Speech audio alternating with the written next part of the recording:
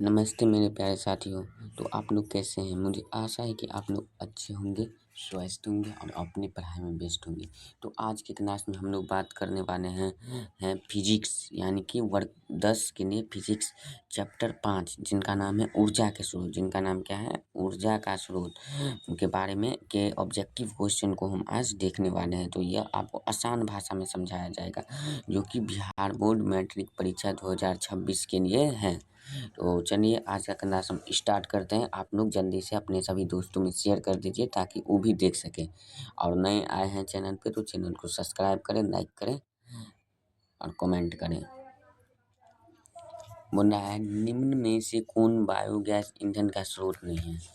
देखिए बोल रहा है निम्न में से कौन बायोगैस ईंधन का स्रोत नहीं है। बोला बायोगैस गैस ईंधन का स्रोत कौन नहीं है? तो नाभिकीय ऊर्जा जो है बायोगैस ईंधन का स्रोत नहीं है। नाभिकीय ऊर्जा किनका स्रोत नहीं है? तो बायोगैस का। बायोगैस का स्रोत क्या नहीं है? तो नाभिकीय ऊर्जा। समझ गए? ग्लोबल वार्मिंग के लिए उत्तरदायी गैस है। कौन है? ग्लोबल वार्मिंग के लिए उत्तरदायी गैस कौन है? तो CO2। CO2 जो है ग्लोबल वार्मिंग के लिए उत्तरदायी है। बोला सूर्य तथा अन्य तारों की विशाल ऊर्जा स्रोत है। सूर्य तथा अन्य तारों का विशाल ऊर्जा का स्रोत है तो नाभिकीय संयंत्र। नाभिकीय विखंडन को नियंत्रित करने में प्रयुक्त होता है। बोला है नाभिकीय विखंडन जो होता है उसको नियंत्रित करने में प्रयुक्त होता है। तो इसको नियंत्रित करने में क्या चीज़ का प्रयुक्त होता है? क्या चीज़ प्रयुक्त होता है? तो कैडमियम का छड़। नाभिकीय विखंडन को नियंत्रित करने में प्रयुक्त होता है कैडमियम का छड़। किसी नाभिकीय विखंडन में मुक्त ऊर्जा होता है। किसी नाभिकीय विखंडन में मुक्त ऊर्जा होता है 200 MeV। ऊर्जा का सबसे अधिक प्रत्यक्ष एवं विशाल स्रोत क्या है? ऊर्जा का सबसे अधिक प्रत्यक्ष और विशाल स्रोत क्या है? तो सूर्य। बॉक्सनुमा सौर कुकर में 3-4 घंटे में अंदर का ताप हो जाता है। बोल रहा है बॉक्सनुमा सौर कुकर में 3-4 घंटे में अंदर का ताप हो जाता है तो 100 सेल्सियस से 140 सेल्सियस तक। पवनों का देश कहा जाता है। तो पवनों का देश बच्चों आपको डेनमार्क को कहा जाता है। पवनों का देश डेनमार्क को कहा जाता है। पवन विद्युत जनित्र में पवन की चाल कम से कम कितनी होनी चाहिए? तो 15 किलोमीटर प्रति आवर। पवन विद्युत जनित्र में पवन की चाल कम से कम कितनी होनी चाहिए? तो 15 किलोमीटर प्रति आवर। जीवाश्म ईंधन का उदाहरण है। जीवाश्म ईंधन का उदाहरण है तो आपका हो जाएगा यहाँ पे कोयला। कोयला जो है जीवाश्म ईंधन का उदाहरण है।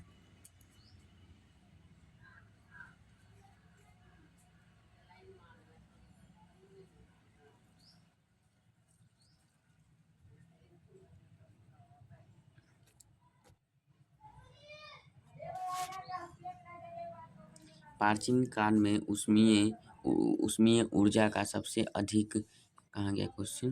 प्राचीन काल में उष्मीय ऊर्जा का सबसे अधिक सामान्य स्रोत है तो लकड़ी। कार्य करने की क्षमता को क्या कहते हैं? ऊर्जा। कार्य करने की क्षमता को क्या कहते हैं? ऊर्जा। कार्य करने की क्षमता को क्या कहते हैं? ऊर्जा। कार्य करने की क्षमता। कार्य यानी कि काम करने का जो क्षमता होता है उन्हीं को हम लोग ऊर्जा बोलते हैं। समझे? गोबर गैस एक प्रकार की है। गोबर गैस एक प्रकार की क्या है? तो बायोगैस है। गोबर गैस एक प्रकार का बायोगैस है। बायोगैस क्या है? एक प्रकार का गोबर गैस है। नवीकरणीय ऊर्जा का स्रोत है। नवीकरणीय ऊर्जा का स्रोत है सौर ऊर्जा। देखिए नवीकरणीय वैसा ऊर्जा जिन्हें फिर से बना सकते हैं उन्हें नवीकरणीय ऊर्जा।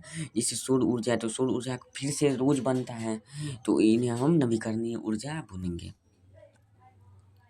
जैव गैस एक उत्तम ईंधन है क्योंकि इसमें मीथेन गैस पाई जाती है। बोला है जैव गैस एक उत्तम ईंधन है क्योंकि इसमें मीथेन गैस पाई जाती है 75%, इसलिए यह उत्तम ईंधन है। अनवीकरणीय ऊर्जा का स्रोत है। नवीकरणीय जिन्हें पुनः प्राप्त किया जा सकता, अनवीकरणीय जिन्हें पुनः प्राप्त नहीं किया जा सकता, जो एक बार खत्म हो जाएगा वो दोबारा नहीं बन सकता है, समझे। अनवीकरणीय ऊर्जा में तो जीवाश्म ईंधन जो है यह खत्म हो जाएगा तो फिर दोबारा नहीं बनेगा, क्योंकि इसके बनने में करोड़ों वर्ष लग जाते हैं। सौर ऊर्जा को विद्युत ऊर्जा में परिवर्तित करती हैं। सौर ऊर्जा को विद्युत ऊर्जा में परिवर्तित करती हैं सौर सेल। एक उत्तम ईंधन है जैव गैस। नरौरा नाभिकीय विद्युत संयंत्र किस राज्य में स्थित है? नरौरा नाभिकीय विद्युत संयंत्र किस राज्य में स्थित है? तो इसका हो जाएगा आपको सी, यानी कि उत्तर प्रदेश।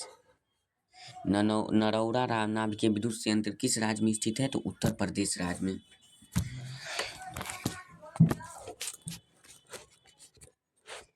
जीवाश्म ईंधन ऊर्जा के हैं। जीवाश्म ईंधन ऊर्जा के क्या है? ऊर्जा के क्या है? तो अनवीकरणीय स्रोत, यानी कि यह एक बार खत्म हो जाएगा तो दोबारा इन्हें नहीं बना सकते हैं। सरदार सरोवर बांध किस नदी पर बना है? तो सरदार सरोवर बांध आपको नर्मदा नदी पर बना है। नर्मदा नदी पर कौन सा बांध बना है? तो सरदार सरोवर बांध किस नदी पर बना है? नर्मदा नदी पर। सरदार सरोवर बांध किस नदी पर बना है? नर्मदा नदी पर। नर्मदा नदी पर कौन सा बांध बना है? तो सरदार सरोवर बांध। टिहरी बांध किस नदी पर बना है? बना है टिहरी बांध किस नदी पर बना है? तो गंगा। टिहरी बांध किस नदी पर बना है? तो टिहरी बांध आपको शायद सतलज, यमुना, नर्मदा, गंगा नदी पर। टिहरी बांध किस नदी पर बना है? गंगा नदी पर। भारत का पवन ऊर्जा द्वारा विद्युत उत्पादन करने वाले देशों का कौन सा स्थान है? बोला है भारत में पवन ऊर्जा द्वारा विद्युत उत्पादन, यानी कि विद्युत बनाने में अपना देश जो भारत है वो कितना नंबर पे है? तो आपका हो गया ये दूसरा नंबर पे है। विद्युत बनाने में बिहार दूसरा नंबर में भारत है। सौर सेल बनाने के लिए किसका उपयोग किया जाता है? सौर सेल बनाने के लिए आपको सिलिकॉन का उपयोग किया जाता है। सौर सेल बनाने के लिए किसका उपयोग किया जाता है? सिलिकॉन का उपयोग किया जाता है। बांध के द्वारा स्थापित टरबाइन ज्वारीय ऊर्जा को किसमें रूपांतरित करती है? पता है, बांध के द्वारा स्थापित टरबाइन ज्वारीय ऊर्जा को किस में रूपांतरित करता है? तो विद्युत ऊर्जा में रूपांतरित करता है। ओटीईसी विद्युत संयंत्र केवल तभी प्रचलित होते तब जब महासागर के पृष्ठ पर जल का ताप तथा 2 किलोमीटर तक की गहराई पर जल के ताप में अंतर हो। तो इसका हो जाएगा आपका 20 सेल्सियस का, समझे। बोला हाइड्रोजन का बम किस अभिक्रिया पर आधारित है? हाइड्रोजन का जो बम है वो किस अभिक्रिया पर आधारित है? तो नाभिकीय संयोजन पे। तारापुर नाम के विद्युत संयंत्र किस राज्य में स्थित है? बोला